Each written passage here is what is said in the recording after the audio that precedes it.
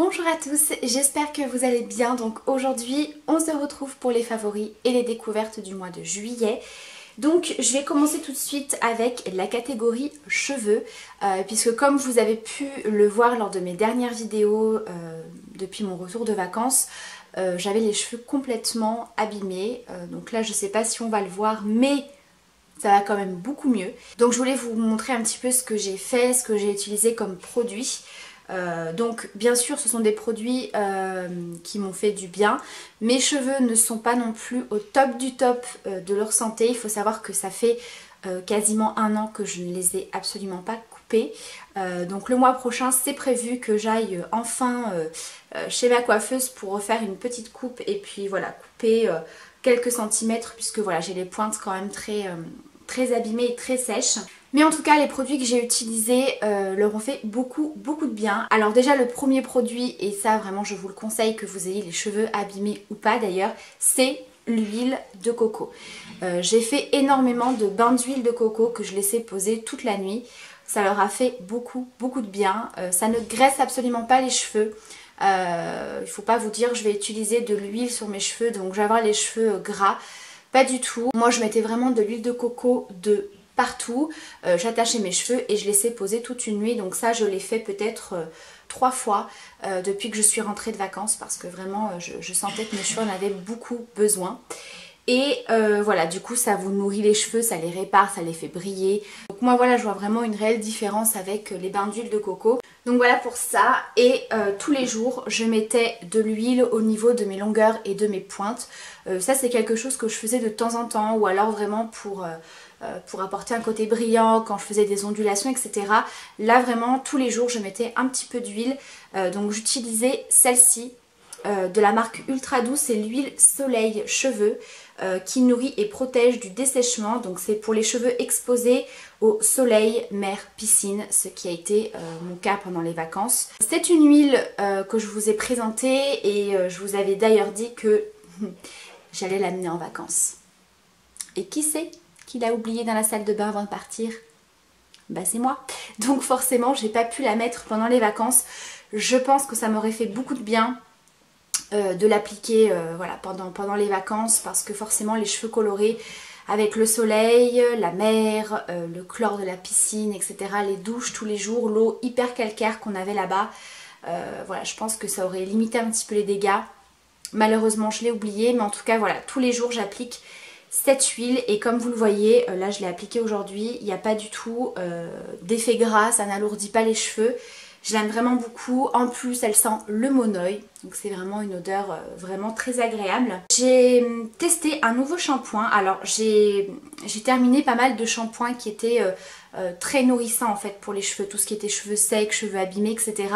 Mais j'ai voulu tester celui-ci de chez Timothée, c'est le pur shampoing au lait de coco et aloe vera. Je me suis dit voilà, l'huile de coco c'est quelque chose qui marche et qui fonctionne sur mes cheveux. Je me suis dit pourquoi pas tester celui-ci.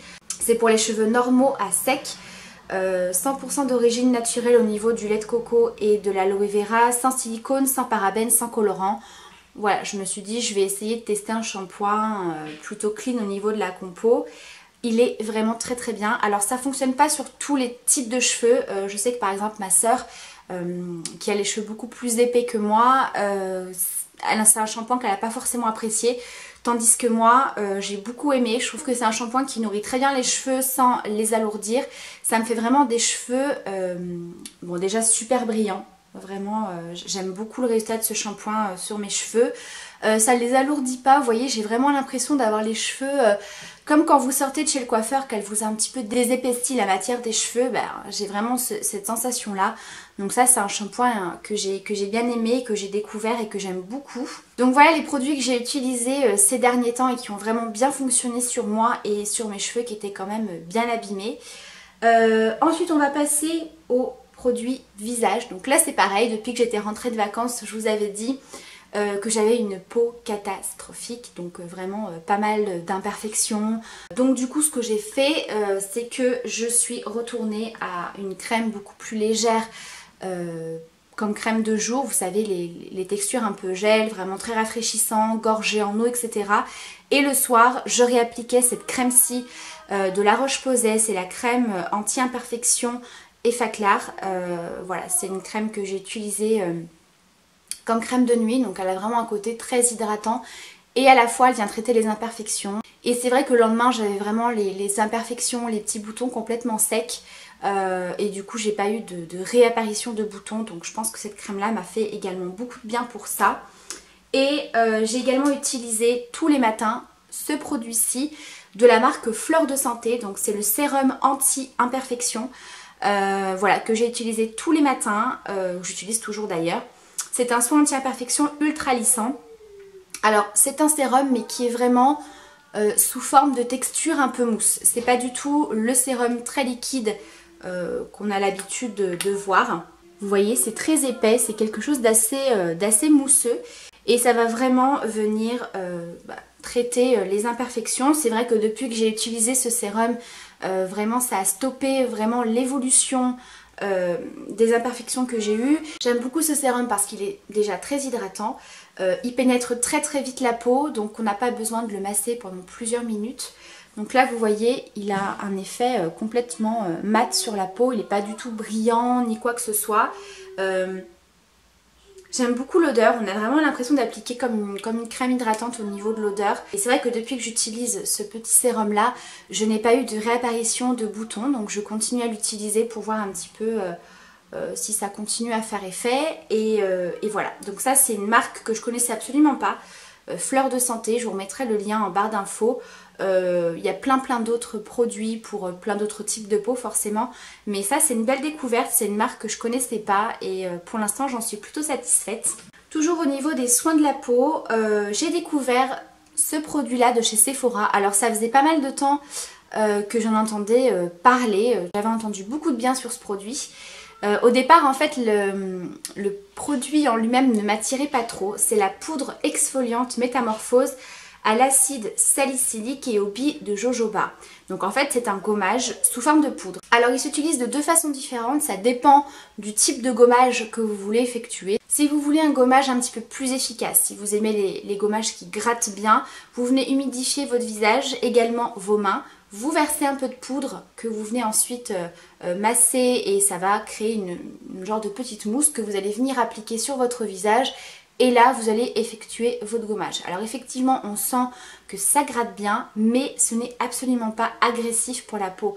J'ai une peau sensible, donc voilà, si ça ne me convenait pas ou si c'était trop agressif pour ma peau, je l'aurais su de suite. Et si vous voulez un gommage un petit peu plus doux, il vous suffit simplement de mélanger donc cette poudre avec votre nettoyant visage quotidien. Voilà, on va avoir un gommage un petit peu plus léger. Et donc c'est très très doux puisque vous avez à l'intérieur des billes de jojoba, donc je pense qu'il y a vraiment cette action un petit peu doux sur la peau, un petit peu hydratant. Et vous avez donc de l'acide salicylique, donc ça je me suis dit que c'était bien aussi pour les imperfections.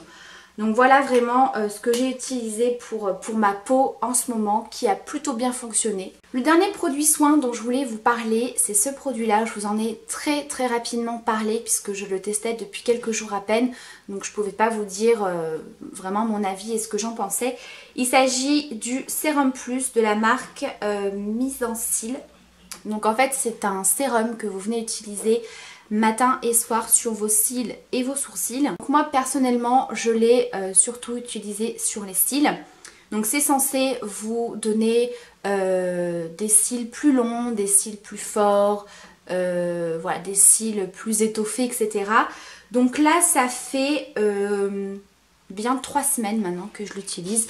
Donc ça se présente comme ça sous forme d'applicateur comme un eyeliner. Donc moi là comme je vous ai dit ça fait 3 semaines que j'utilise et je commence à voir les résultats. Alors il faut être patiente pour ce genre de produit, ça ne va pas vous faire un résultat au bout de 2 jours. Il faut vraiment s'y tenir matin et soir. Alors je vous avoue que des fois j'oublie, je le mets que le matin ou que le soir, mais globalement je m'y tiens quand même bien. Et donc là les premiers résultats que je peux voir, c'est des cils beaucoup plus étoffés.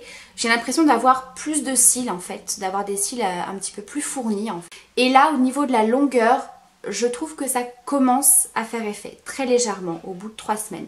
Donc je continue, je vous en reparlerai encore d'ici 2 bonnes semaines je pense pour voir si les résultats ont évolué. En tout cas pour l'instant je suis assez satisfaite puisque vraiment j'ai des cils beaucoup plus étoffés et ça commence vraiment à faire effet sur la longueur, donc je suis quand même bien contente. Et on va terminer cette vidéo avec la partie maquillage. Donc j'ai simplement 2 petits produits à vous présenter. Donc le premier, je vous l'ai montré en action lors d'une dernière vidéo maquillage. Il s'agit de l'enlumineur visage Wonderful Caution de chez Sephora. Donc ça vraiment, gros coup de cœur, j'aime beaucoup. Je le porte encore aujourd'hui. Donc c'est un highlighter sous forme de cushion, donc de petits coussins comme ceci. Il est vraiment très joli, donc il est assez clair, voilà. Il est hyper lumineux, donc une couleur un petit peu champagne, légèrement rosée. Donc vous pouvez l'appliquer directement avec l'embout, mais vraiment appuyer doucement puisqu'il y a quand même une certaine quantité qui sort. Sinon vous pouvez très bien le travailler avec un pinceau, le travailler au doigt, ça s'estompe très vite, ça sèche très vite et une fois que le produit est posé et sec, ça ne bouge plus et on a vraiment un effet poudré. Vraiment comme si on avait appliqué un highlighter en poudre et pas un highlighter liquide. Donc ça c'est également le genre de produit que vous pouvez utiliser sur les paupières, au centre des lèvres, sur le décolleté. Donc ça vraiment belle découverte.